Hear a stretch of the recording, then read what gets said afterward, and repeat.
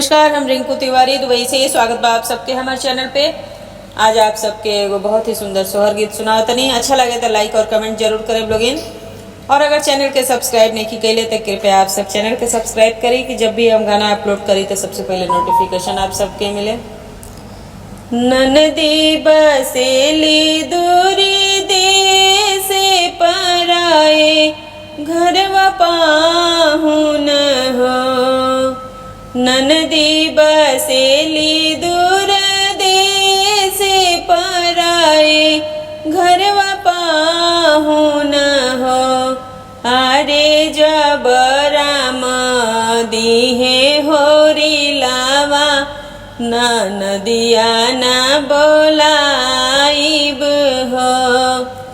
अरे जब राम दीहे होरी लावा नदिया ना बोलाइब हो। इतना बचन प्रभु सुनैले सुनहि नहीं पावेनी हो। इतना बचन प्रभु सुनिले सुनहि नहीं पावेनी हो। अरे चली भैनी ननदो के देश संगहि लिहले आवेनी हो। अरे चली भैनी ननदो के देश संगहि लिहले आवेनी हो। जब ननदो आईली दुआरवा देखत जियरा जर जाला हो। जब ननदो आईली दुआरवा देखत जियरा जर जाला हो। ननदो आवते ही मांगी है कंगनवा कंगनवा हमरे नाई हर के हो। ननदो आवते ही मांगी है सिकड़िया सिकड़िया हमरे नाई हर के हो। सौरी भीतर तू ही भाभी बाड़ू औरी बढ़ई तीन बाड़ू हो। सौरी भीतर तू ही भाभी बाड़ू औरी बढ़ई तीन बाड़ू हो।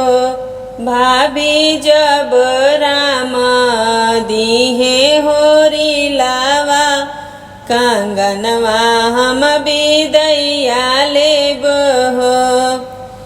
भाभी जब राम दीहे होरी लावा सिकड़िया हम बिदैया लेब हो।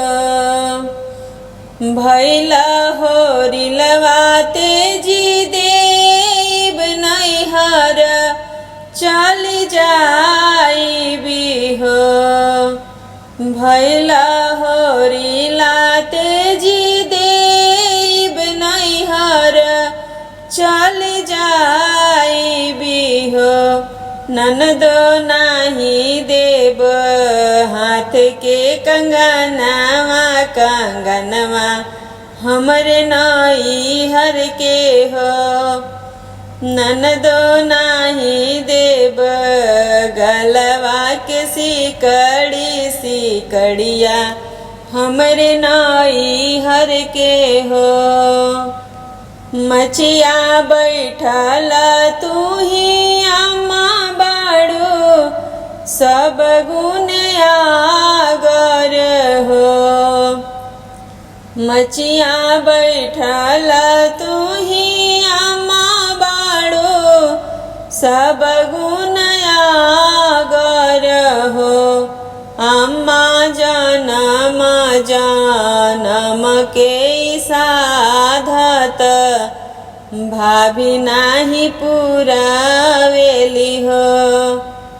अम्मा जनम जनम के साधत भाभी आज तू रेली हो। भाभी तोहरे रहली कंगाल घरे, आइली रजवाड़ा घरे हो। भाभी तोहरे रहली कंगाल घरे, पड़ली रजवाड़ा घरे हो।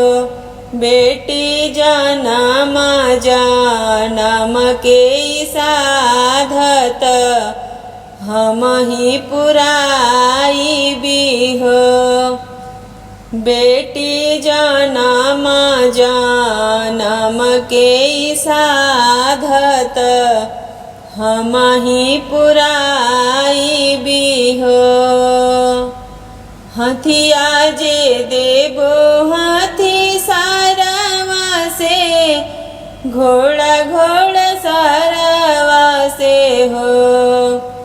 हथिया जे देबो हाथी सारवा से, घोड़ा घोड़ा सारवा से हो। बेटी किनी किनी देबो कंगनवा त, साध पुराई भी हो। बेटी किनी किनी देबो सिकड़िया त, साध पुराई भी हो।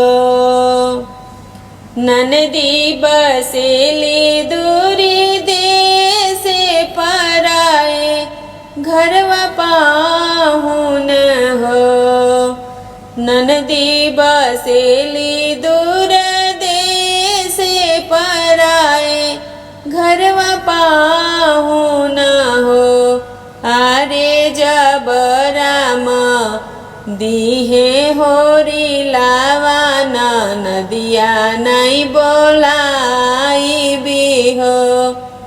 आरे जब राम दीहे होरी लावाना, नदिया नहीं बोलाई भी हो।